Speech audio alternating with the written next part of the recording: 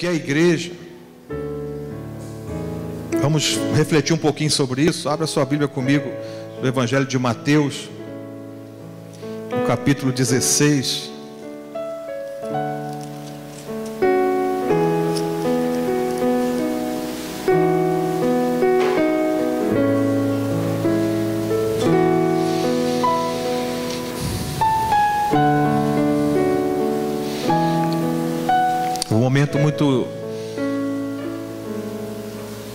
Houve um momento assim muito especial na vida de Jesus, quando ele pergunta aos seus discípulos o que as pessoas diziam acerca dele, quem ele era. Então, Mateus capítulo 16, versículo 13 em diante, diz assim: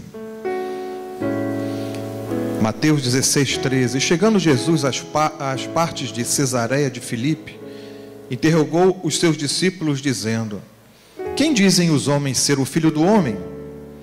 E eles disseram: uns João Batista, outros Elias, e outros Jeremias ou um dos profetas. Disse-lhes ele: e vós, quem dizeis que eu sou? E Simão Pedro respondendo disse: tu és o Cristo, o Filho do Deus vivo. E Jesus respondendo disse-lhe: bem-aventurado és tu, Simão Bar-Jonas, porque não foi carne e sangue quem te revelou, mas meu Pai que está nos céus. Pois também eu te digo que tu és Pedro, e sobre esta pedra edificarei a minha igreja, e as portas do inferno não prevalecerão contra ela. Somente até aqui. Interessante isso. As pessoas diziam que Jesus lembrava vários personagens, como João Batista, como Elias, como Jeremias. Tinham Jesus como um profeta, um dos profetas. Mas Jesus era mais do que isso. Quando Jesus pergunta: e vocês, o que é que vocês dizem que eu sou? Quem eu sou para vocês? O que vocês acham que eu sou? E Pedro teve naquele momento uma revelação, né? Ele não disse aquilo de si mesmo. Aquilo foi uma revelação de Deus ao coração de Pedro. Tu és o Cristo, o Filho do Deus vivo. Tu és o Cristo, tu és o ungido de Deus. Tu és o Messias. Tu és aquele que havia de vir. E Jesus então disse para ele: olha, bem-aventurado és tu, Simão, porque não foi carne e sangue quem te revelou. E tu és Pedro. E sobre esta pedra, sobre essa afirmação que você acabou de fazer, de que eu sou o Cristo, o Filho de Deus vivo, sobre esta pedra, sobre este fundamento, edificarei a minha igreja. A igreja está edificada sobre esta base, sobre este fundamento. Esta é a base da igreja, este é o fundamento da igreja. A igreja está edificada, ela está fundamentada em Cristo, o Filho do Deus vivo. Amém ou não amém? Cristo não é uma obra de homens, não é uma obra de... Cristo é a base, Cristo é o fundamento. Ele é a pedra de esquina, a pedra que foi rejeitada, mas veio se tornar a pedra fundamental, a pedra angular, principal, a pedra. Sobre esta pedra edificarei a minha igreja. Muitos dizem que a igreja foi edificada sobre Pedro, nada disso. Sobre Cristo, a afirmação de Pedro, que foi revelada a ele. Sobre esta pedra edificarei a minha igreja, e as portas do inferno não prevalecerão contra ela. Muitas pessoas também interpretam equivocadamente isso. Aqui está dizendo o seguinte: aonde a igreja for, o que a igreja for fazer, aquilo que Deus determinar a sua igreja a fazer, não haverá porta de inferno que vai impedir. Não é que as portas do inferno vão vir fechar a igreja, não é isso, não, é o contrário. As portas ou seja, não há obstáculos, não haverá empecilho para aquilo que Deus determinar a sua igreja a fazer, aquilo que Jesus determinar a sua igreja. Onde a igreja for, as portas vão se abrir. O livro de Atos dos Apóstolos, que fala da história da igreja, do início da igreja, se você for ler o livro de Atos dos Apóstolos, no finalzinho, o último versículo diz que eles pregavam sem impedimento algum. Então, assim, o livro que fala da história da igreja, quando começou a igreja, na verdade, nós continuamos escrevendo, né, porque continua acontecendo os atos do Espírito Santo, não somente na vida dos apóstolos, mas na vida da igreja, de todos nós. Amém ou não amém? O livro de Atos continua sendo escrito de alguma forma pela igreja, porque a igreja não parou em Atos, a igreja começou em Atos. E no finalzinho, creio que é o último versículo, fala que eles pregavam e não havia impedimento algum, porque as portas do inferno nunca vão impedir que o evangelho seja pregado, não vão prevalecer. Sabe que hoje dizem que a maior igreja do mundo está na Coreia do Sul, falam assim, especulam. Sabe onde? Eu estava lendo sobre, né, missão Portas Abertas, órgãos que se dedicam a fazer esses levantamentos, né? Diz que a maior igreja hoje está na China, comunista, mas são milhões de pessoas, milhares de milhões de pessoas são convertidas ali, que se reúnem, e o governo está pensando até, graças a Deus as portas estão se abrindo, o governo está entendendo que os evangélicos, os crentes em Jesus, são pessoas que se submetem. A Bíblia fala que nós devemos reconhecer as autoridades, não trazemos problemas para a autoridade. A igreja quando vai para a rua não quebra nada, não tem que chamar a polícia. A gente faz eventos, fizemos um evento no Maracanãzinho, um congresso, a gente faz eventos, não tem bebida, não tem droga, não tem coisa nenhuma, não tem polícia. Para que polícia? Nem precisa de polícia, não é verdade ou não é? Onde se junta uma multidão onde o evangelho é pregado, ali vão pessoas das igrejas, não há problema nenhum. No Maracanãzinho, no HSBC Arena, onde a igreja se reúne, é bênção. As autoridades entendem isso, tem que entender isso, né? E por isso está havendo assim uma certa até liberdade de pregar o evangelho. Estão repensando até nisso. Enquanto alguns outros países estão fechando, mas quanto mais aperta, mais fecha, mais está se pregando o evangelho ali, pessoas se convertendo. Então Jesus disse: as portas do inferno não prevalecerão contra a minha igreja. Eu assim tenho uma história de vida na igreja. Eu tive o privilégio de nascer num lar cristão, evangélico. Os meus referenciais são meu pai, minha mãe. Via a dedicação dos meus pais na casa de Deus, na igreja. Meu pai foi presbítero na igreja, foi um dos líderes, né? Na igreja não tinha um pastor, tinham vários presbíteros. Meu pai era músico na igreja, ele ensaiava o coral. Ele aprendeu música com um missionário. Quando ele se converteu, ele ajudava um missionário lá na terra dele, um missionário inglês. E esse missionário ensinou música, ensinou a tocar algum instrumento. Meu pai sabia música mesmo, não é partitura não, ele fazia aquelas linhas e fazia as notas musicais e tudo, escrevia tudo aquilo, tocava vários instrumentos. E na igreja, eu nunca me esqueço de um estudo que ele deu na igreja. Eu era garoto, né? Um estudo que ele deu sobre as viagens missionárias do apóstolo Paulo. Ele fez em casa aquilo tudo, comprou o papel lá, a cartolina, sei lá, e desenhou, e fez toda aquele mapa das viagens missionárias, das 3 viagens missionárias, uma de cada vez. Ele deu aquele estudo por onde Paulo passou, pregando o evangelho, enfim. Nunca mais esquecer a dedicação da minha mãe, que já não tinha assim um talento para ensinar, para dar aula, mas ela trabalhava na cozinha, na cantina, enfim, nas reuniões de mulheres. Muitas vezes eu era criança, tinha que acompanhar ela, não podia ficar em casa sozinho, tinha que acompanhar minha mãe nas reuniões que iam, às vezes eram igrejas da denominação dela, e ia eu lá pegar o trem em Madureira, na estação, enfim, coisas assim daquela época, né? E eu vi assim a dedicação, a integridade. Eles começaram uma igreja, né? Deram início. A igreja começou justamente no ano do meu nascimento. Está hoje até lá, enfim. Isso é bom isso, sim ou não? É bom esses referenciais de dedicação, né? A igreja, eu sempre vi assim, poxa, é uma coisa muito importante. Minha mãe não deixava a igreja por qualquer coisa. Acordava cedo domingo, fazia almoço, preparava tudo para ir para a escola dominical, arrumar as crianças, né? Enfim, tudo legal, assim, tudo organizado. E eu fui assim, cresci no temor do Senhor, ensinando, né? Aprendendo a palavra, de Deus.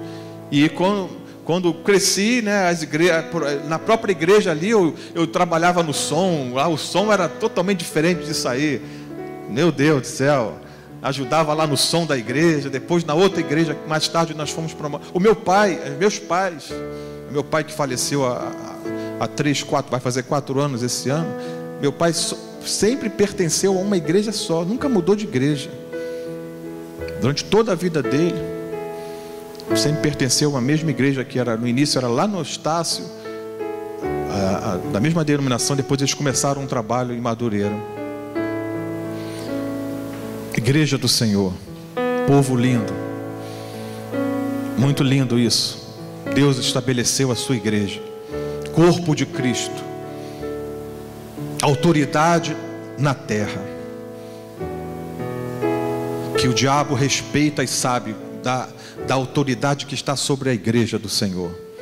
Jesus disse: edificarei a minha igreja. Não se engane, pastor não tem igreja não. Quando a gente fala assim, a minha igreja, é porque a gente é forma de falar, mas a igreja é do Senhor.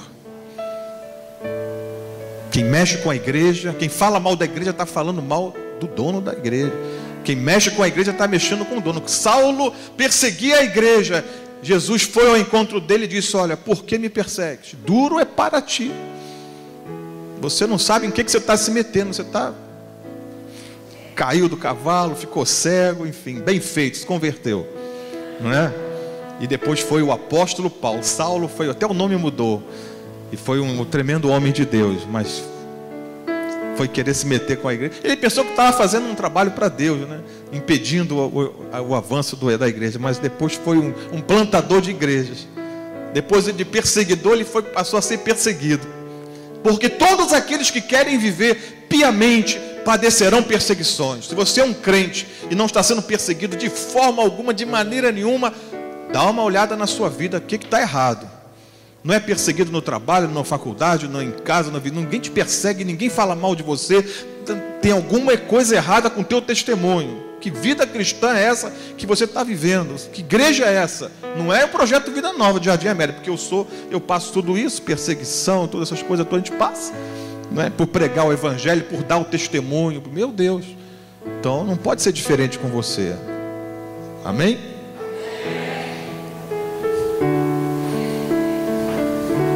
Colossenses capítulo 1, versículo 18.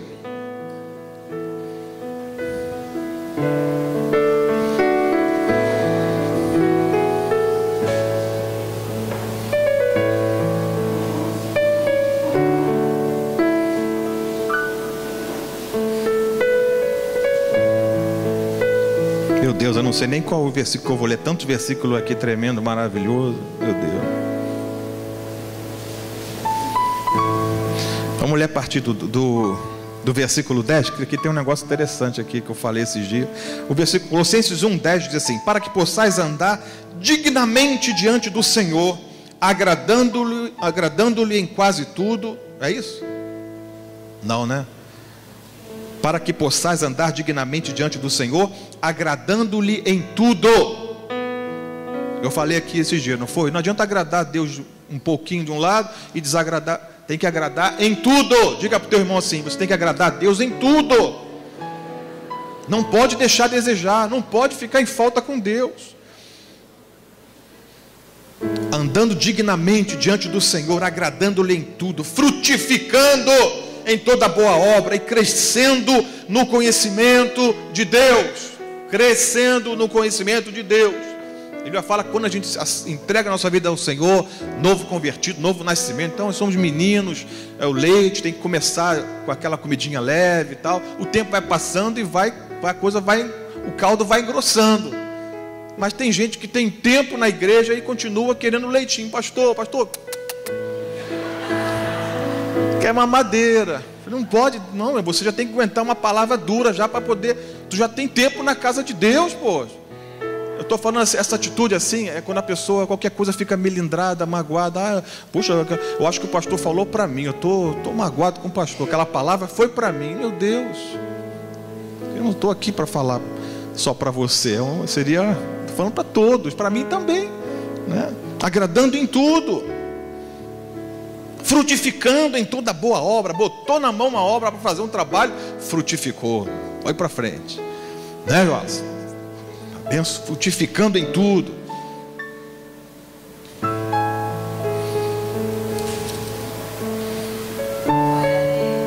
Frutificando em tudo.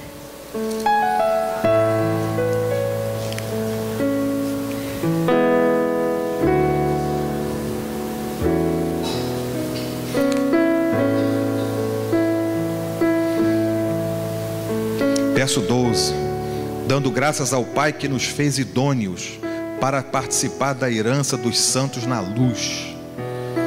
Verso 13: lembra aí do teu passado? Aí, ó. Ele nos tirou da potestade das trevas e nos transportou para o reino do Filho do seu amor. Ele te tirou do lamaçal do pecado, Ele te tirou das drogas, tirou da prostituição, do adultério, da vida pecaminosa e imoral. Ele te tirou do caminho largo, da porta larga, né, espaçosa, que te levava à perdição. Ele te tirou da potestade das trevas. Ele nos tirou da potestade das trevas e nos transportou para o reino do Filho do seu amor, em quem temos a redenção pelo seu sangue, a saber, a remissão dos pecados, o qual é a imagem do Deus invisível, o primogênito de toda a criação. Jesus disse: quem vê a mim, vê ao Pai. A imagem do Deus invisível. Quem vê a mim, vê ao Pai. Porque nele foram criadas todas as coisas que há nos céus e na terra, visíveis e invisíveis, sejam tronos, sejam dominações, sejam principados, sejam potestades. Tudo foi criado por Ele e para Ele. Ele é antes de todas as coisas, e todas as coisas subsistem por Ele. Ele é a cabeça do corpo da igreja.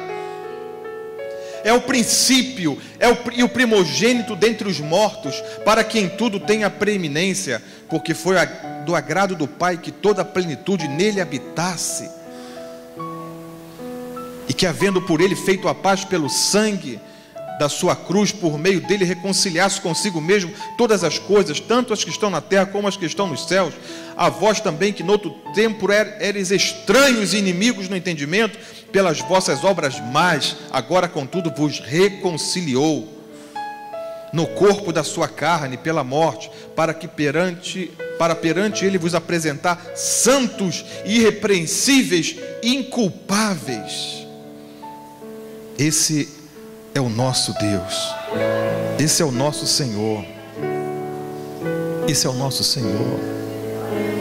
Verso 18, repetindo então: Ele é a cabeça do corpo da igreja. Ele é a cabeça do corpo da igreja. Cabeça que dá o comando, dá a direção, que administra.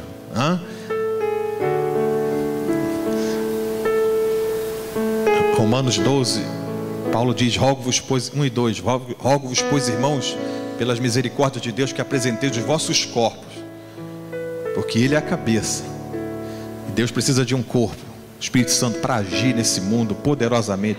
Rogo-vos, pois, irmãos, que apresenteis os vossos corpos em sacrifício vivo e santo e agradável a Deus, que é o vosso culto racional. Verso 2 diz: e não vos conformeis com este século, ou com este mundo, mas transformai-vos pela renovação do vosso entendimento, para que experimenteis a boa, perfeita e agradável vontade de Deus. Ele é a cabeça, Ele é a cabeça do corpo da igreja. Cristo é a cabeça do corpo da igreja. Por isso que o diabo fica endemoniado, porque Cristo é a cabeça do corpo da igreja. E eu gosto muito desse versículo aqui de Efésios 3, quando fala da multiforme sabedoria de Deus, porque Deus é altamente criativo, né? E quando nós temos a mente de Cristo ativada em nós, muitas vezes as pessoas estão na igreja, mas essa mente está desligada.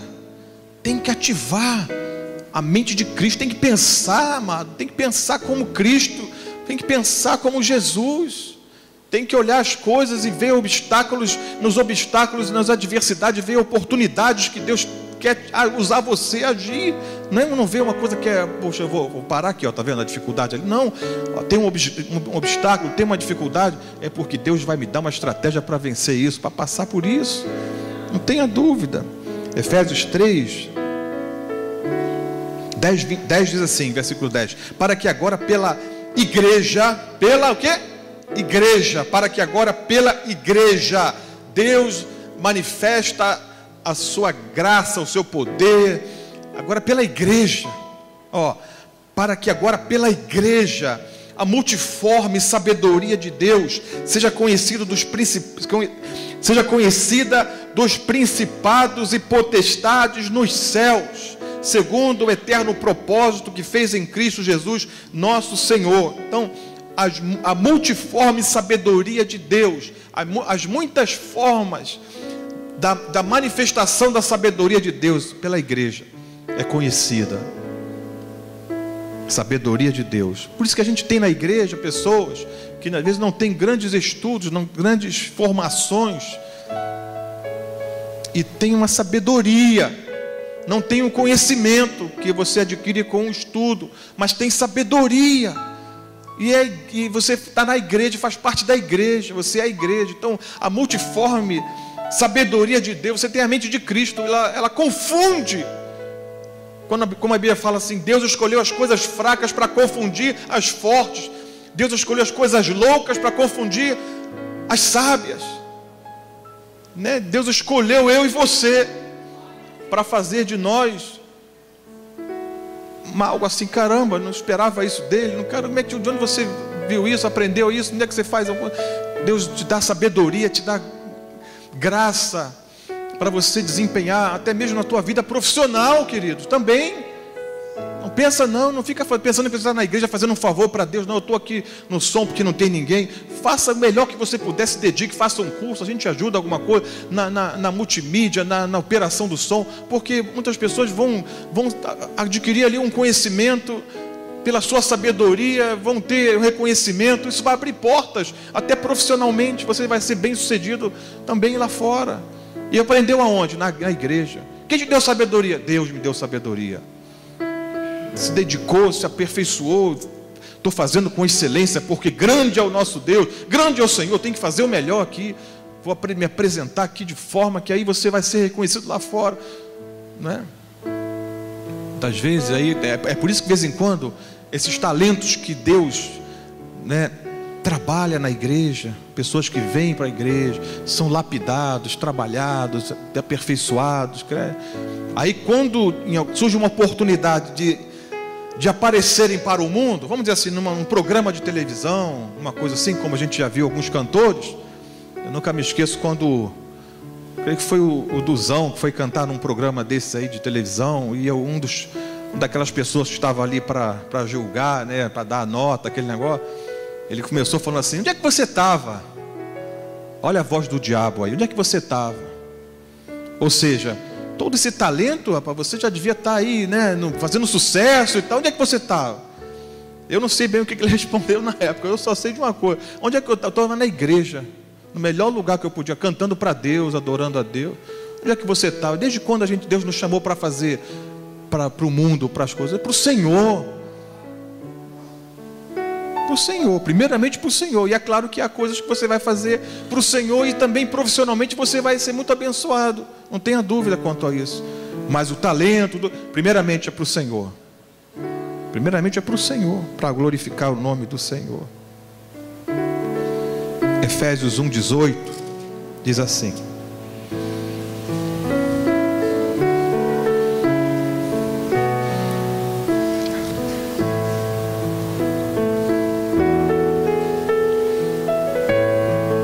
tendo iluminados os olhos do vosso entendimento, iluminados os olhos do vosso entendimento, para que saibais qual seja a esperança da sua vocação, e quais as riquezas da glória da sua herança nos santos, e qual a sobreexcelência, a grandeza do seu poder sobre nós, os que cremos, segundo a operação da força do seu poder, que manifestou em Cristo, ressuscitando dos mortos e pondo-o à sua direita nos céus, acima de todo principado e poder e potestade e domínio, e de todo nome que se nomeia, não só neste século, mas também no vindouro.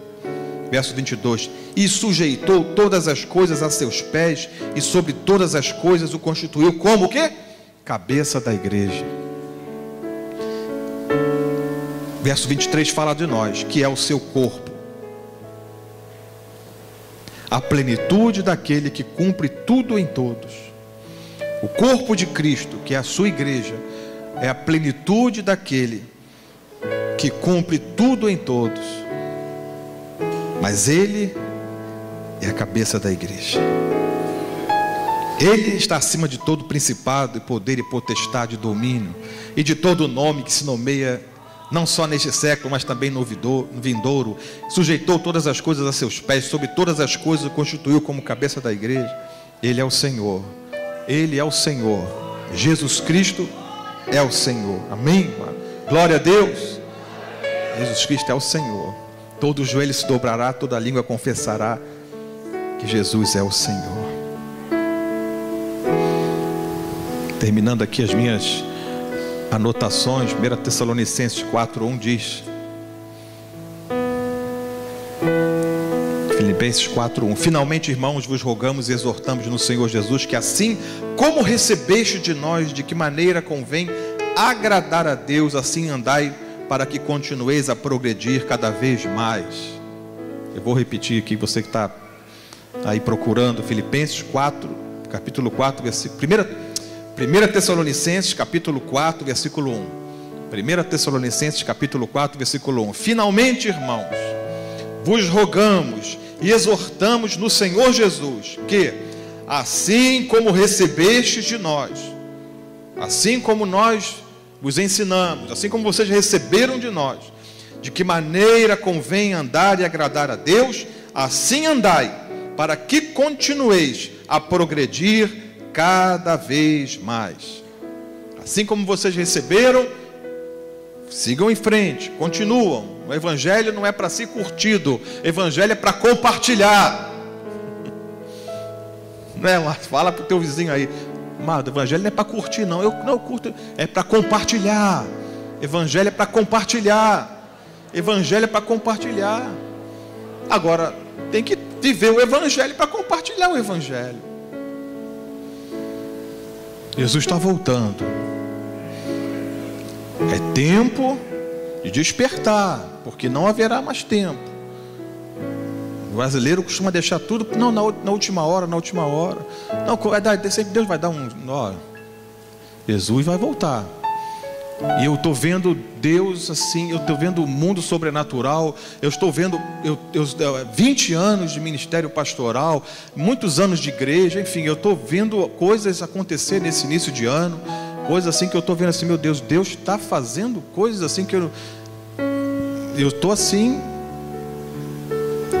falei, caramba, o que Deus está movendo, Deus está caminhando, Deus está nos direcionando. Estou vendo assim a mão de Deus, a boa mão de Deus, nos preparando, os sinais. Eu até estava meditando sobre a vinda de Cristo, sobre a volta de Jesus. Falei, caramba, os sinais se cumprindo, não é? Esse avião que desapareceu, que ninguém sabe onde está, é uma prévia do que vai acontecer na volta do Senhor, né? Que muitos pilotos vão ser arrebatados e aí aviões vão...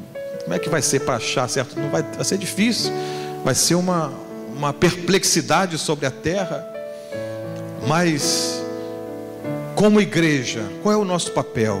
Como igreja, qual é a nossa missão? Qual é a missão da igreja, principal da igreja? Qual é o propósito de Deus ter estabelecido em Jesus a sua igreja, ter enviado o seu Filho, derramado o seu sangue por nós, subido à cruz?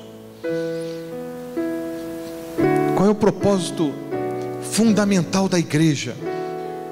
No final dos evangelhos, Jesus fala: ide por todo o mundo, pregai o evangelho a toda criatura. Quem crer e for batizado será salvo. Em meu nome imporão as mãos sobre enfermos e serão curados. Em meu nome expulsarão demônios. A igreja, primeiro, pregar o evangelho. Se tiver endemoniado, vai sair em nome de Jesus. Se estiver enfermo, vai ser curado. A obra de Deus vai ser completa. Salvação quer dizer tudo isso. Salvação engloba um pacote de Deus, né? Salvação é salvação do pecado, do fogo eterno, do inferno, de uma vida sem paz, sem Deus. uma vida de aflição, de agonia, uma vida sem esperança, de medo, enfim, de sofrimento, salvação. Jesus veio em João, a Bíblia fala, João 10:10, Jesus veio para nos dar vida, vida com abundância, vida de Deus para nós. Mas para aqueles que se perdem, a Bíblia diz que não haverá mais oportunidade, do inferno nunca mais voltarão. O mínimo que você pode fazer por alguém que você ama, um parente, alguém que faz parte do seu convívio, é orar por essa pessoa. Já falei com ela, pastor, mas está orando por ela. Eu já falei de Jesus, já chamei para ir na igreja, não vai. Eu já falei de Jesus, ela não quer aceitar. Mas continua orando por essa pessoa. Continua orando por essa pessoa. Ela nem precisa saber que você está orando por ela. Se souber, não tem problema também não. Ela não pode escapar das tuas orações. Ela pode escapar dos teus convites a vir para a igreja. Ela pode escapar dos teus convites para entregar sua vida a Jesus. Mas ela não pode escapar das tuas orações. Ela não pode impedir que você ore por ela, e ore, e diga, e nem que seja na última hora, no último suspiro, vai entregar a sua vida a Jesus, porque do inferno não vai escapar mais. Como conviver com essa consciência de que alguém que estava tão perto de você, e você não compartilhou o evangelho com ela? Como conviver com uma pessoa que partiu para a eternidade, e a eternidade tem dois lugares, ou no céu ou no inferno, são eternidades. Uma vida eterna sem Deus e uma vida eterna com Deus. A eternidade são dois lugares. Na eternidade só tem dois lugares, ou o céu ou o inferno. Hoje tem a terra, tem o céu e tem o inferno. Depois dessa vida só tem dois. E aí não tem jeito. Na terra você pode decidir, nós podemos decidir para onde nós queremos ir, para o céu ou para o inferno. Mas depois que passar dessa vida não tem mais decisão nenhuma, já está decidido, já está... Para onde foi, acabou. Não pode passar. A Bíblia fala da parábola do rico, do Lázaro. Não pode passar de um para o lado, um para o outro. Do céu não pode passar para o inferno, do inferno não pode passar para o céu. Já chegou, acabou. Do inferno não sai mais. E do céu ninguém vai querer sair também. Chegou no céu, ninguém vai querer sair. Mas do inferno é um lugar de tormento. A Bíblia descreve como um lugar de tormento. Esses dias eu estava vendo um documentário sobre uma escavação que estavam fazendo num país desse aí, não me lembro exatamente qual, e uma perfuração para e não sei o que, e de repente eles pararam as máquinas, eu não sei se isso é verídico, eu não sei, eu sei que ouviram vozes e gravaram as vozes de tormento, porque segundo a Bíblia, né, o inferno, o Hades está debaixo da terra. A Bíblia fala que todo joelho se dobrará, toda língua confessará Jesus, os que estão nos céus, na terra e debaixo da terra. Então os céus, né, onde o Senhor está, nos céus, e o inferno como se fosse debaixo da terra, no centro da terra, que é quente, que é de onde vem as larvas do vulcão, meu Deus, e de onde também se diz que é o local do inferno, de tormento. A Bíblia diz que aqueles homens que foram rebeldes contra Moisés, contra Deus, a terra se abriu e os engoliu vivos, caíram aonde? Meu Deus, há algo que aponta para o inferno debaixo da terra. E ali gravaram as vozes, pessoas gritando, tormentos, enfim. A Bíblia descreve o inferno como um lugar de tormento. E as pessoas que passam dessa vida vão para esse lugar de tormento e nunca mais voltarão de lá, nunca mais sairão de lá. E essa é a nossa responsabilidade, amados, amém? De entregar essas vidas nas mãos do Senhor. Nós já fizemos tantas coisas aqui, já fizemos, olha, grupo familiar, 3 pessoas, ore durante 3 pessoas, por 3 pessoas, cada pessoa do grupo familiar, ore durante o mês, aí no culto da colheita, nós vamos voltar inclusive a fazer esses cultos da colheita também, ore, traga essa pessoa, enfim, mas ela não vem, mas continua orando por essa pessoa. Continua orando pelo teu pai, teu irmão, por alguém que você sabe da sua família que não entregou a sua vida a Jesus. Ore. Quando essa pessoa ficar doente, for internada, aí que você fica atento mesmo, aproveita ali, vai lá, visita e olha, e aí é que é o momento que a pessoa às vezes está, quem sabe é o momento que Deus vai levar essa pessoa, então é hora que você tem ali para confirmar a salvação, aquilo que você pregou tanto tempo.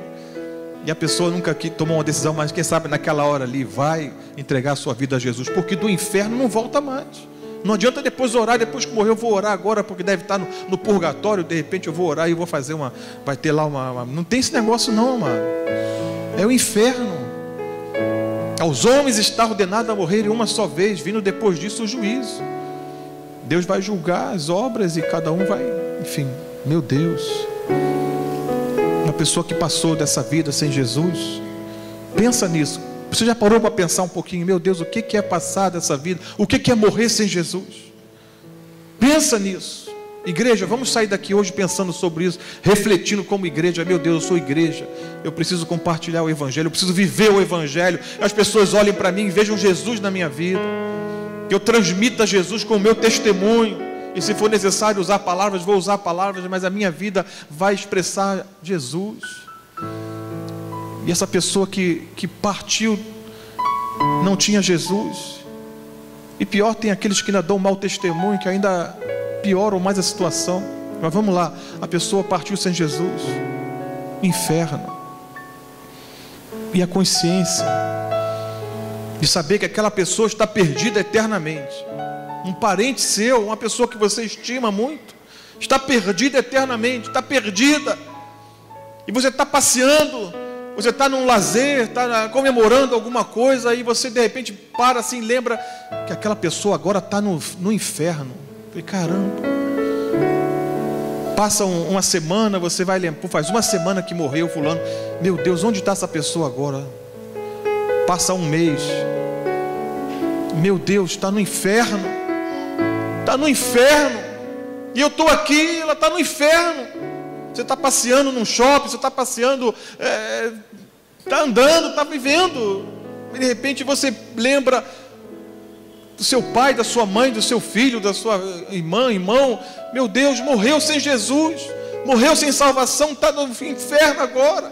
A Bíblia diz que é um lugar de tormento, de sofrimento, que Deus não desejou esse lugar para o homem. A Bíblia diz que Deus não criou o inferno para o homem, mas para o diabo e seus demônios.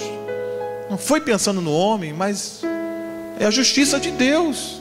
O caminho é Jesus. Ninguém vem ao Pai senão por mim. Eu sou o caminho, a verdade e a vida. Mas aquele que passa dessa vida sem Jesus, aquela pessoa que o diabo tem colocado ódio no teu coração contra ela, é uma estratégia do diabo para você não orar por ela, para que ela esteja vulnerável mesmo a ir para o inferno. E você tem até razão quando você pensa no que ela fez com você, mas você não tem razão quando você pensa o que Jesus fez por você. Quando você pensa, caramba, também ela fez tanto mal contra mim, prejudicou tanto, aí até você tem razão quando você acha isso. Mas quando você pensa assim, mas Jesus também me amou, me perdoou, eu também não era fácil, e ele se entregou por mim, aí você perde a razão de não orar por essa pessoa, de não querer que essa pessoa seja salva. Aí você entende, meu Deus, se Jesus me perdoou, eu preciso perdoar também essa pessoa, eu tenho que orar pela salvação dela, mesmo que ela não queira me ver, não quer nem falar comigo, mas eu vou orar por ela, eu vou dizer, e se tiver uma oportunidade eu vou dizer que Jesus a ama, e vou orar pela salvação, pela vida dela, eu vou orar por essa alma. Amados, isso é bíblico, isso funciona, isso acontece mesmo. Até na cruz Jesus ganhou uma alma para ele. Jesus ganhou uma alma na cruz para ele. Até na cruz Jesus pregou o Evangelho. Ele não pensou nele ali, eu estou sofrendo aqui, coitado de mim, não. Ele viu um pecador do seu lado que se arrependeu e disse, hoje você vai estar comigo no paraíso. O outro não se arrependeu, mas um se arrependeu. Ele disse, esse não fez nada para estar aqui, nós merecemos. Senhor, lembra-te de mim quando entrares no teu reino, Senhor. Hoje você vai estar comigo no paraíso. Até na cruz Jesus ganhou uma alma. E as pessoas estão tão preocupadas com os seus sofrimentos, com as suas dificuldades, com as suas, e ficam olhando tanto para si. E aí, não, mas eu estou primeiro eu. Não, deixa isso para lá. Você vai ver que muitos problemas na sua vida serão resolvidos quando você começar a falar de Jesus, começar a amar as pessoas mais, muitas coisas vão acabar, você vai ver. O diabo quer paralisar você. quer impedir você. Viu de manhã aqui a menina, 14 anos, quantas vidas ela ganhou para Jesus, quantas pessoas. Foi passado aqui o vídeo, né? Quanta coisa a gente pode fazer. Eu lancei um desafio aqui de manhã, olha, cada um vai consolidar uma pessoa, vai caminhar com uma pessoa. Enfim, a gente ganhou aqui o culto das mulheres, uma visitante foi ganha para Jesus no sábado. No domingo à noite passado, o pessoal estava fazendo ali, eu cheguei aqui, o pessoal estava do teatro, eu falei, ué, mas será que eu esqueci? Me pediram para vamos fazer uma peça, eu estou esquecendo. Mas não era para fazer nada aqui não, era lá fora, abraçar as pessoas, era uma estratégia de evangelismo. Na segunda-feira estava aqui um fruto desse evangelismo, alguém, não sei se está presente hoje, o rapaz estava aqui na oração, jovem, né? Enfim, é isso, ganhar almas. Eu estava falando de manhã, poxa, se cada culto que a gente tem ganhasse uma vida, pelo menos um mínimo, cada culto, 3 cultos na semana, o Carlos Alberto fez até as contas, né, cara? 3 cultos na semana, do quarta a domingo, o grupo familiar também ganha, enfim, cada oportunidade que a gente se reúne, ganha uma vida para Jesus. Amanhã, segunda-feira, na reunião dos homens de oração, nós vamos ganhar vidas lá fora, vamos sair um pouquinho ali, vamos evangelizar ali, chamar os homens para quem quiser oração, vamos fazer isso, amanhã nós vamos ganhar vidas lá, amém, homens? Amanhã vamos ganhar vidas naquele lugar lá na oração. Vamos ganhar vidas, vamos chamar lá pessoas para ouvir falar de Jesus, vamos pregar, vamos convidar para vir para a oração. É isso, cada culto ganhando uma vida para Jesus. Porque esse é o papel da igreja, isso é a igreja.